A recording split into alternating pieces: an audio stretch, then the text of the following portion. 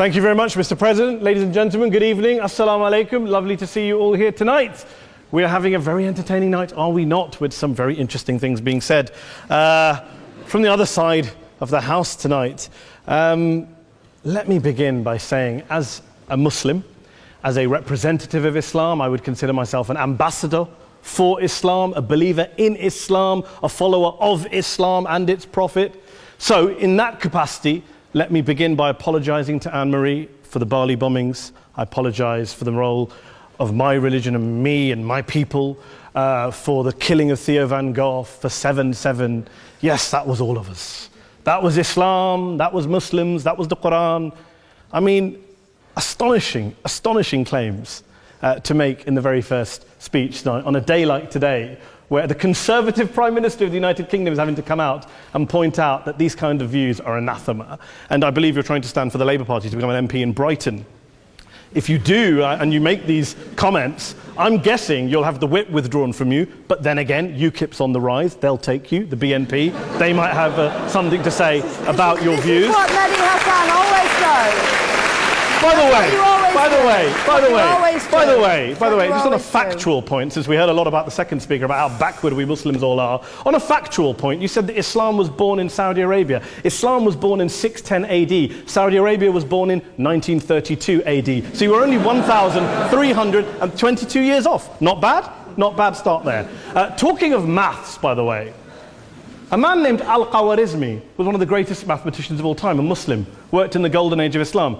He's the guy who came up with not just algebra, but algorithms. Without algorithms, you wouldn't have laptops. Without laptops, Daniel Johnson tonight wouldn't have been able to print out his speech in which he came to berate us Muslims for holding back the advance and intellectual achievements of the West, which all happened without any contribution from anyone else other than the Judeo-Christian people of Europe. In fact, Daniel David Levering, the author of the Pulitzer Prize-winning historian and author of The Golden Crucible, points out that there would be no Renaissance, there would be no Reformation in Europe without the role played by Ibn Sina and Ibn Rushd and some of the great Muslim theologians, philosophers, scientists in bringing Greek texts to Europe. As for this being our university, I will leave that to the imagination as to who is our and who is there. I studied here too. An astonishing set of speeches so far making this case tonight. A mixture of just cherry-picked quotes, facts and figures, self-serving, selective, a farrago of distortions, misrepresentations, misinterpretations, misquotations. Daniel talked about my article in the New Statesman, which got me a lot of flack, where I talked about the anti-Semitism that is prevalent in some parts of the Muslim community, which indeed it is. Of course, I didn't say in that piece that it was caused by the religion of Islam. In fact, modern anti-Semitism in the Middle East was imported from, finish the sentence, Judeo-Christian Europe, where I believe some certainly bad things happened to the Jewish people. In fact, Tom Friedman, Jewish-American columnist in the New York Times, told me in this very chamber last week that he believed, had Muslims been running Europe in the 1940s, 6 million extra Jews would still be alive today. So I'm not going to take lessons in anti-Semitism from someone who's here to defend the Judeo-Christian values of a continent that murdered 6 million Jews. Moving swiftly on. Yes. Absolutely. Well, I'm about to make that point. No, I'm about to make that point. You're right. I agree with you 110%. That is my point. I don't think Europe is evil or bad. I'm a very proud European. I don't want to judge Europe on that basis, but if we're going to play this gutter game where we pull out the Bali bombing and we pull out examples of anti-Semitism in the Islamic community, then of course I'm going to come back and say, well, hold on. I mean, look, let's be very clear. Daniel here was a last-minute replacement for Douglas Murray, who had to pull out. And Douglas and I have a well-documented differences, but to be fair to Douglas, as to be fair to Anne-Marie and to Peter, atheists. Atheists see all religions as evil, violent, threatening. What the problem I have with Daniel's speech is that Daniel comes here to run this robust defense of Christianity, forgetting that his fellow Christians, people who said they were acting in the name of Jesus, gave us the Crusades, the Spanish Inquisition, the anti-Jewish pogroms, European colonialism in Africa and Asia, the Lord's Resistance Army in Uganda, not to mention countless arson and bomb attacks on abortion clinics in the United States of America to this very day. I would like a little bit of humility from Daniel first before he begins lecturing other communities and other faiths on violence, terror and intolerance. But, no thank you. Some water. But I would say this, to address the gentleman's very valid point here, I'm not going to play that game. I don't actually believe that Christianity is a religion of violence and hate because of what the LRA does in Uganda or what Crusaders did to Jews and Muslims in Jerusalem when they took back the city in the 12th or 13th or whatever century it was. I believe that Christianity, like Islam, like pretty much every mainstream religion, is based on love and compassion and faith. I do follow a religion in which 113 out of the 114 chapters of the Quran begins by introducing the God of Islam as a God of mercy and compassion. I would not have it any other way. I don't follow a religion which introduces my God to me as a God of war, as some kind of Greek God of wrath, as a God of hate and injustice. Not at all. As Adam pointed out, you go through the Quran and you see the mercy and the love and the justice. And yes, you have verses that refer to warfare and violence. Of course it does. This is not a motion about pacifism. I'm not here to argue that Islam is a pacifistic faith. It is not. Islam allows military action, violence in certain limited contexts. And yes, a minority of Muslims do take it out of that context. But is it religious? Well, we talked about Woolwich. Daniel and Anne-Marie have suggested that it's definitely religion that's behind all of this. Well, actually, what I find so amusing tonight is we're having a debate about Islam. And the opposition tonight have come forward. We have a graduate in law, a graduate in modern history, a graduate in chemistry. And, you know, I admire all of their intellects and their abilities, but we don't have anyone who's actually an expert on Islam, a scholar of Islam, a historian of Islam, a speaker of Arabic, even a terrorism expert or a security expert or a pollster, let alone to talk about what Muslims believe or think. Instead, we have people coming here, putting forward these views, putting forward these sweeping opinions. Listen to Professor Robert Pape of the University of Chicago, one of America's leading terrorism experts, who, unlike our esteemed opposition tonight, studied every single case of suicide terrorism between 1980 and 2005, 315 cases in total. And he concluded, and I quote, "There is little connection between suicide terrorism and Islamic fundamentalism or any of the world's religions. Rather, what nearly all suicide terrorist attacks have in common is a specific secular and strategic goal to compel modern democracies to withdraw military forces from territory that the terrorists consider to be their homeland."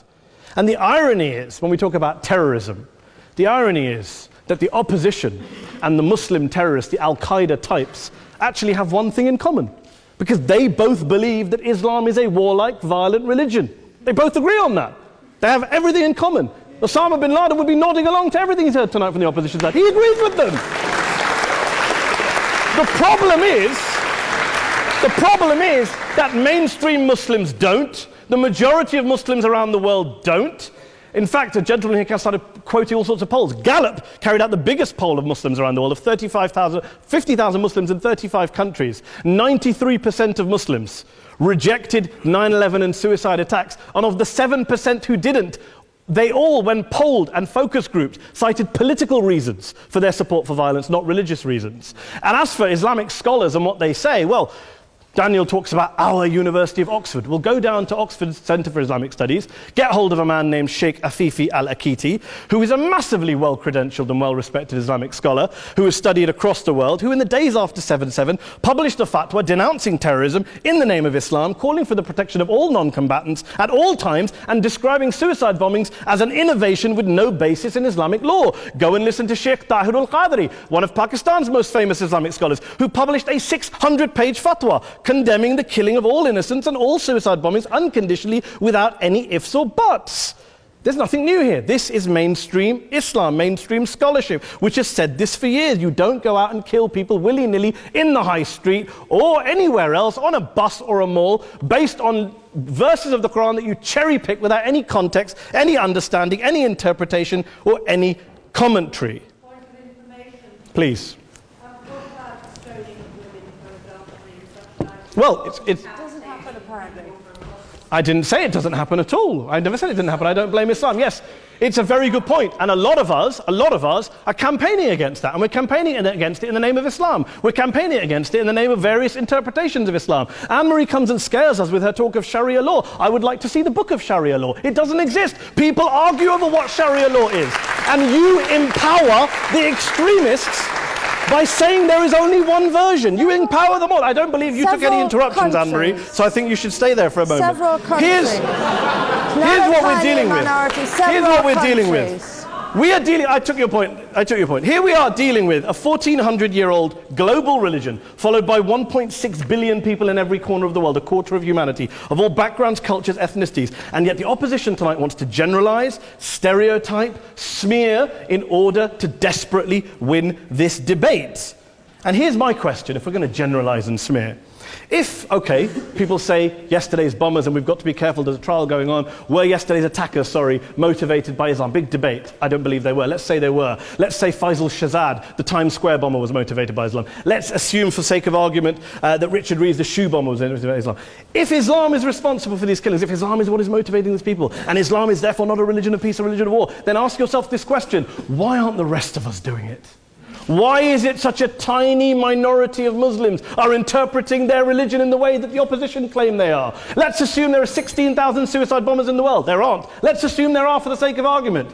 That's 0.001% of the Muslim population globally. What about the other 99.99% of Muslims who the opposition tonight either ignore or smear? The reality is that the rest of us aren't blowing ourselves up tonight. The reality is that the opposition came here tonight not worried about the fact that me and Adam might pull open our jackets and blow ourselves up tonight because we're followers of a warlike warrior religion which wants to take over Europe and Daniel's university. The issue is this.